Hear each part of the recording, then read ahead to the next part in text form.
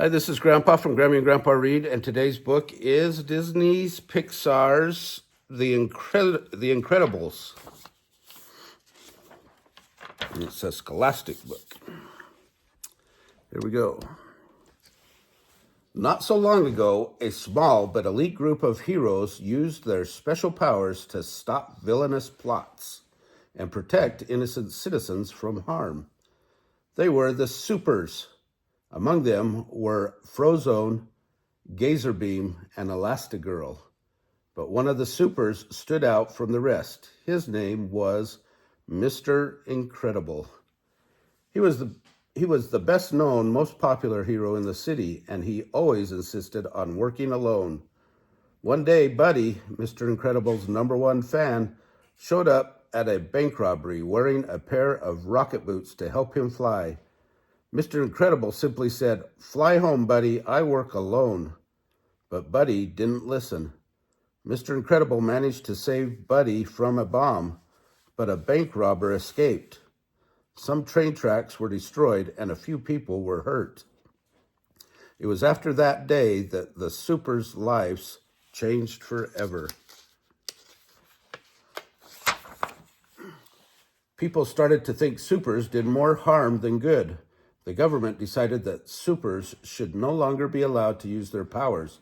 So Mr. Incredible and his new bride, Elastigirl, became known as Bob and Helen Parr to the rest of the world. Years passed and the Parrs had 3 children.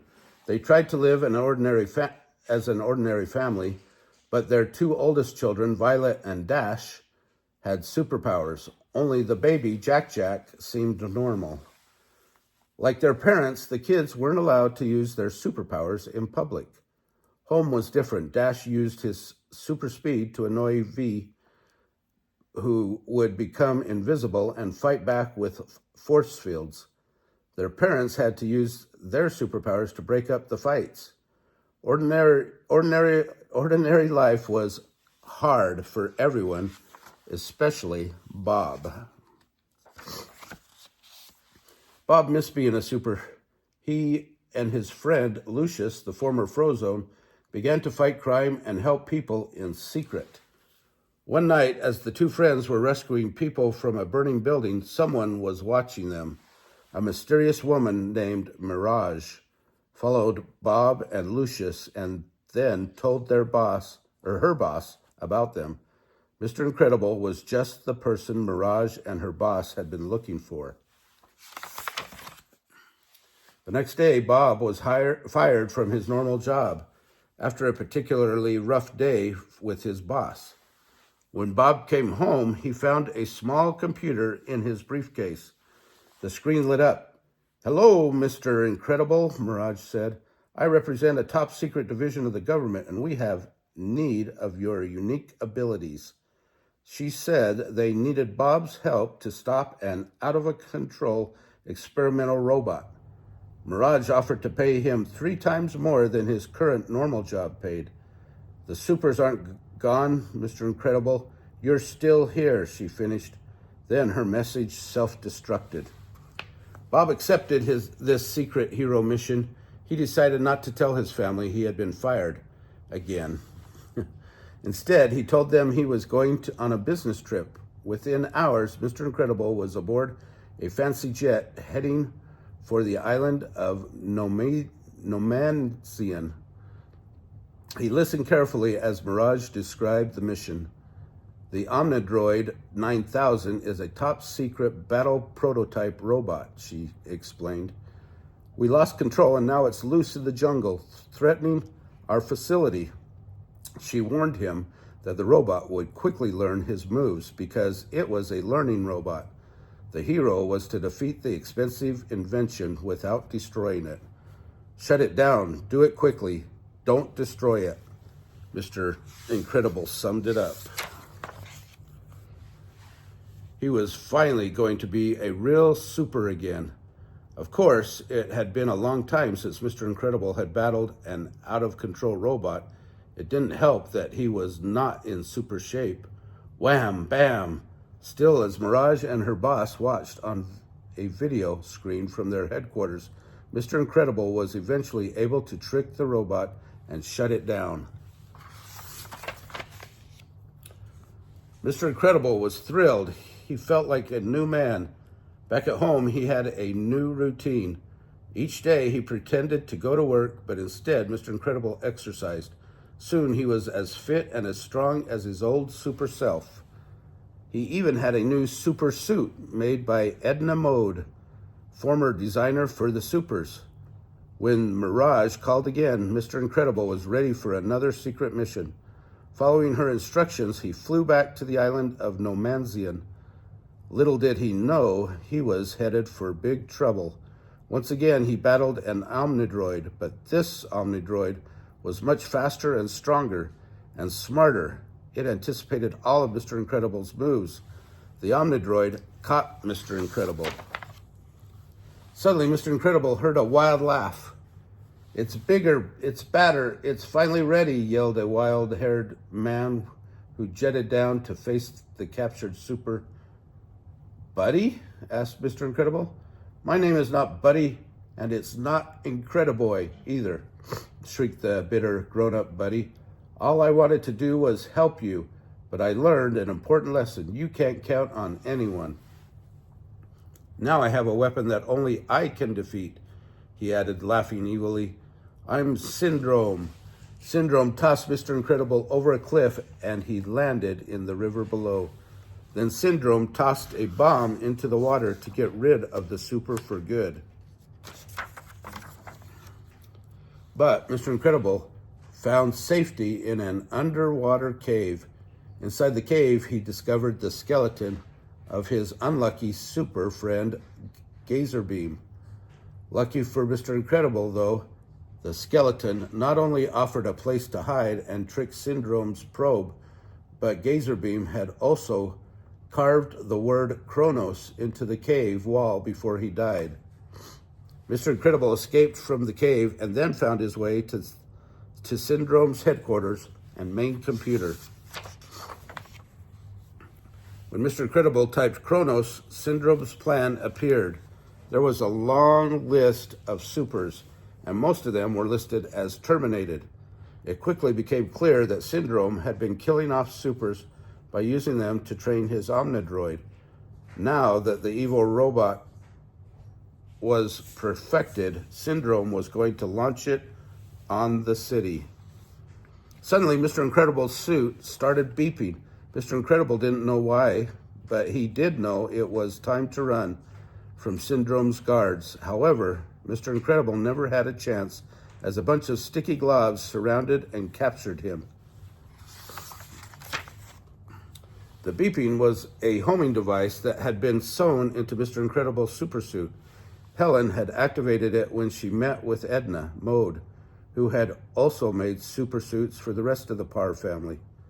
Helen decided to go and find Bob. Unfortunately, when Helen tried to tell V to take care of her brothers while she was gone, Dash found the kids' new supersuits. He raced around in his super speedy suit, and V learned that her suit turned invisible when she did. "Hey, both of you, knock it off," Helen cried.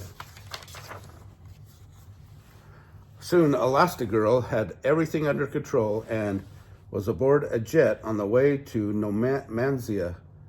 But as the jet neared the island, Elastigirl discovered Violet and Dash on board. They quickly blamed each other for stowing away. "You left Jack alone?" Elastigirl cried. "Of course we got a sitter. Do you think I'm totally irresponsible?" asked V. Elastigirl phoned the sitter, but the call was cut short. The jet was under attack. After watching from headquarters, Mirage announced, "Target was destroyed." Mr. Incredible knew his family was on the jet and was devastated. Syndrome sneered, "You'll never get over it. I seem to recall that you prefer to work alone." "Oh, you'll get over it." But Syndrome had underestimated Elastigirl. She had made herself into a parachute and landed with the children safely in the ocean. When Elastigirl had shaped herself into a boat using Dash's super fast legs as a motor, The super family raced towards the island to rescue Mr. Incredible. When they made it to shore, Elastigirl found a cave where V and Dash could hide. Elastigirl handed the children masks and said, "Put these on. If anything goes wrong, use your powers." Then Elastigirl left to break into Syndrome's headquarters and rescue her husband. Soon after, V and Dash were forced out of the cave by a giant fireball. It turned out to be the rocket's exhaust from Syndrome's base. Dash and V watched as the Omnidroid rocketed into the night sky and headed toward the city. The next morning, Dash spotted what he thought was a talking bird. It was one of Syndrome's security alerts. Suddenly, V and Dash were surrounded by guards. "Remember what Mom said," Violet whispered. "Run!" V turned invisible and Dash ran. They used their powers well. Meanwhile, Elastigirl found Mr. Incredible with Mirage and gave her a swift punch. He tried to explain that Mirage had switched sides and was helping him to escape, but there was no time. Mirage announced that guards had been sent after V and Dash. Quickly, Mr. Incredible and Elastigirl raced to rescue their children. Mr. Incredible and Elastigirl reached the jungle. Suddenly, a big round force field rolled through the trees with Violet and Dash inside. "Mom, Dad!" yelled Violet. The reunion was cut short as Syndrome's guards surrounded them. Working together, the Incredibles made an incredible team, but they were on Syndrome's turf. Soon the villain caught them in his immobile. Back at his headquarters, Syndrome told the captive family his plans. He had already sent the Omnidroid to the city. The robot will emerge dramatically, do some damage, and just when all hope is lost, Syndrome will save the day. "I'll be a bigger hero than you ever were." Then Syndrome left to save the city, leaving the Incredibles behind. Meanwhile, the Omnidroid was already ripping through the city. The people were terrified. Just when it looked as if no one could stop the gigantic robot, Syndrome arrived to save the day. "Stand back," he shouted. He secretly used his remote control, and the Omnidroid's arm fell off. The crowd went wild, cheering for Syndrome. His plan was working. Syndrome looked like a hero. But Syndrome had made a huge mistake because the robot was a learning robot. It quickly learned that the remote control was controlling it. The Omnidroid blasted the remote from Syndrome's wrist, knocking him out. Now the robot was truly out of control. But V had used her powers to free her family. And now the Incredibles were racing back to the city on one of Syndrome's rockets. When they arrived, Mr. Incredible told his family he was going after the Omnidroid alone. At first, Elastigirl was upset, but then Bob blurted out, "I can't lose you again. I'm not strong enough." Surprised and touched by her husband's feelings, Elastigirl replied gently, "If we work together, you won't have to be."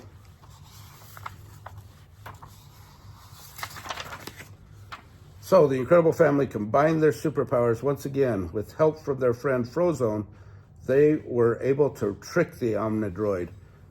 Mr. Incredible grabbed one of its detached arms and pointed it at the robot. Elastigirl pushed the correct button on the remote, and the arm rocketed into the robot. The Omnidroid fell over and exploded. The supers had won. They had destroyed the Omnidroid. The crowd cheered, but the Incredible family's problems weren't over. Syndrome wanted revenge. When the Pars arrived home, they found Syndrome kidnapping Jack-Jack. The Incredible family sprang into action as Syndrome blasted up his jet. Fortunately, it turned out that Jack-Jack had powers. He turned into a monster. Frightened Syndrome dropped the baby in midair. Mr. Incredible threw Elastigirl, who quickly caught Jack-Jack. Then she turned herself into a parachute, and mother and son floated down. Syndrome wasn't so lucky. His cape got tangled in the jet's turbine, causing the plane to explode. The Incredibles had seen Syndrome for the last time, but it was not the last time the Incredibles would face danger.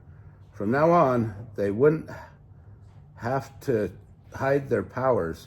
At least not all the time. They really were a super family.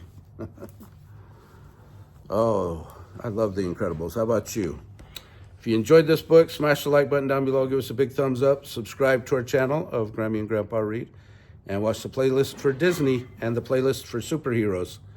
Have a great day.